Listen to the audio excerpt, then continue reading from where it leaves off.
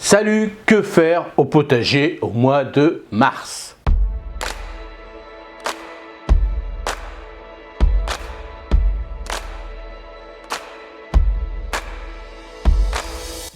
Pour ce mois de mars, nous allons voir la préparation des sols, nous allons voir aussi la plantation extérieure, les semis en extérieur, nous allons voir aussi les semis sous serre ou tunnel, les semis en place, sous le tunnel, les plantations sous le tunnel et les semis au chaud, à chaud, sous le tunnel ou les serres.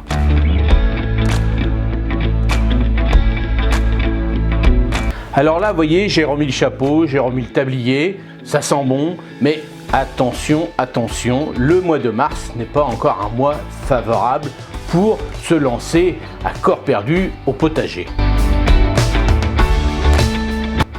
Donc tout ce qu'on va faire au mois de mars, on va y aller crescendo. C'est-à-dire tout ce que je vais vous proposer là maintenant, vous ferez en sorte par rapport à votre région. C'est-à-dire quand je vais vous dire semer les fèves, semer les petits pois par exemple, c'est en fonction de la température de vos sols. Donc je vais vous montrer comment on va faire pour commencer à réchauffer le sol, mais tranquille, tranquille, tranquille. Tout ce que je vais vous dire là pour le mois de mars peut être sans problème fait au mois d'avril dans certaines régions.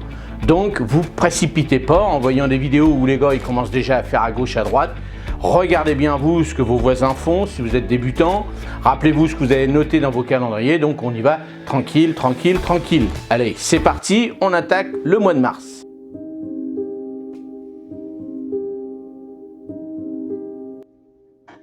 Alors, tout d'abord, les travaux et entretien du potager. On va préparer les sols. Alors, c'est-à-dire, au mois de mars, on va réchauffer les sols. C'est-à-dire qu'on va ouvrir nos paillages, bien sûr, pour la culture en sol vivant. Pour les autres, généralement, le sol n'est pas couvert, donc le sol va se réchauffer naturellement. Ensuite, nous allons détruire les mauvaises herbes, c'est-à-dire celles qui restent. Rappelez-vous, on avait mis des bâches. Donc, celles qui restent en dessous les bâches, on va ouvrir les bâches, on va enlever les bâches plutôt, et on va ouvrir les paillages et on va faire le nettoyage de toutes les... Généralement, c'est les herbes vivaces, hein. Généralement les pissenlits, moi c'est ce que j'ai chez moi. Bien souvent, c'est ce qui m'embête, et puis un peu de trèfle. Donc ensuite, nous allons fertiliser, c'est-à-dire que nous allons mettre, alors naturellement des cendres, si vous avez la chance d'avoir de la cendre chez vous par rapport à votre mode de chauffage. On va utiliser l'urine. Alors moi, dans mes tunnels, par exemple, je fais pipi sur mes plates-bandes. Comme ça m'apporte de l'azote. Et ensuite, on pourra ajouter des engrais naturels. C'est-à-dire ça, vous trouvez ça dans des bonnes jardineries. Ou alors, sur mon site, vous avez un lien de partenariat. Et là, je vous ai fait toute une liste d'engrais naturels que vous pouvez utiliser sur vos planches au potager. Ensuite, nous allons préparer l'épaillage, c'est-à-dire on va regarder si on est équipé, c'est-à-dire toutes sortes de paillage. Moi, j'utilise de la paille, par exemple, mais vous, regardez si vous êtes bien équipé, parce que là, ça va démarrer, et ne manquez pas de paillage, parce que d'ici un mois, on va commencer à protéger nos sols. Je vous répète qu'il ne faut jamais qu'un sol soit nu.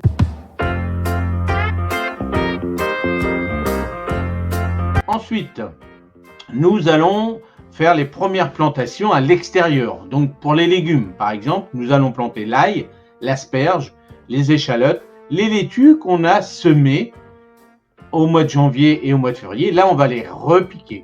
Et on va aussi planter les oignons, donc en bulbe. Moi, je ferai en semis, mais vous pouvez le faire aussi sans problème en bulbe. C'est le moment d'en trouver dans de toutes bonnes jardineries. Et n'oubliez pas que cette préparation, c'est-à-dire cette plantation, se fera hors gel.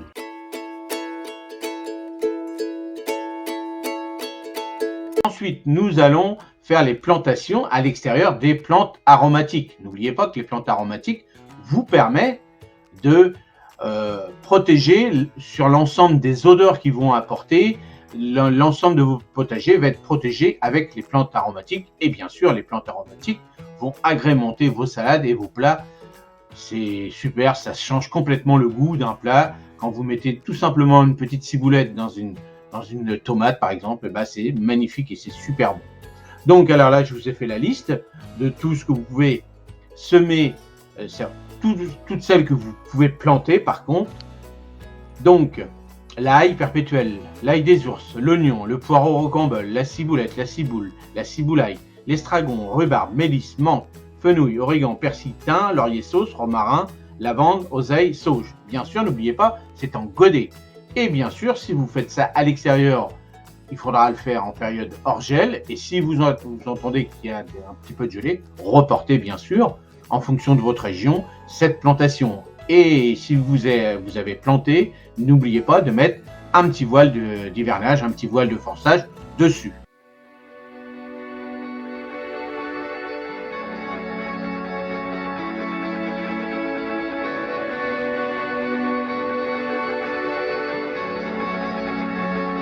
Ensuite, nous allons faire les semis à l'extérieur. Alors les semis à l'extérieur, bien sûr, toujours en fonction de votre région, les fèves, les panais, les pois, les petits pois, les salsifis, les carottes, radis, betteraves et navets. Alors, les fèves, les petits pois, ça, il n'y a pas de souci, même s'il fait un peu froid, si le sol est un peu froid, il n'y a pas trop de soucis. Bien sûr, les autres, carottes, radis, betteraves, ça sera en fonction de votre région. Dans le sud, ils auront plus la chance de le faire parce que leurs sols vont être déjà bien réchauffés. Comme d'habitude, toujours semer hors gel et avec un voile de forçage.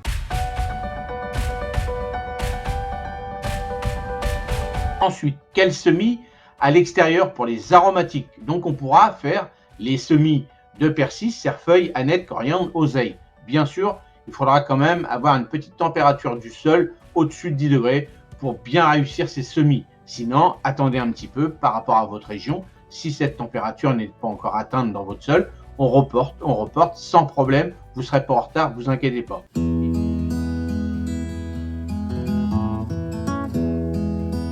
Nous allons faire les semis sous abri des légumes. Les légumes, pareil que tout à l'heure je vous ai dit, carottes, navets, épinards, betteraves. Là, on va prendre moins de risques, mais il faudra quand même utiliser le voile de forçage, c'est-à-dire le voile d'hivernage que vous pouvez retrouver sur mon site sans problème. Ce voile, il faudra bien sûr, n'oubliez pas de bien le retirer quand la chaleur à l'intérieur est chaude. Ne le laissez pas en permanence tout de suite. Moi, par exemple, aujourd'hui, sous la serre, ce matin, il avait gelé et sous la serre, cet après-midi, il faisait 30 degrés. Donc, bien retirer ces voiles à l'intérieur, ça c'est primordial.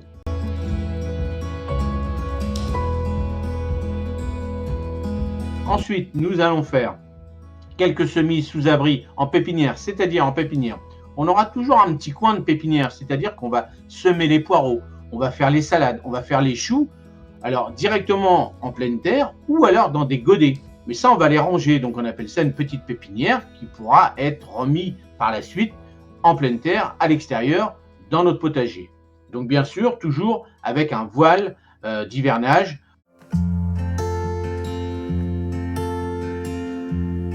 Et ensuite, quelques semis sous abri chauffés, ce que je vous ai fait comme vidéo la semaine dernière, donc les tomates, aubergines, piments, poivrons, melons. On continue, bien sûr, au mois de mars, en fonction de votre région, par rapport à comment sont vos régions. Si vous êtes en montagne, bien sûr, ces semis-là seront retardés de 15 jours, voire un mois, sans problème. J'espère que vous avez passé un bon moment avec moi. Et moi, je vous dis à mardi prochain et passez une bonne semaine et passez un bon moment en famille. C'est ça le plus important. Salut et à mardi prochain.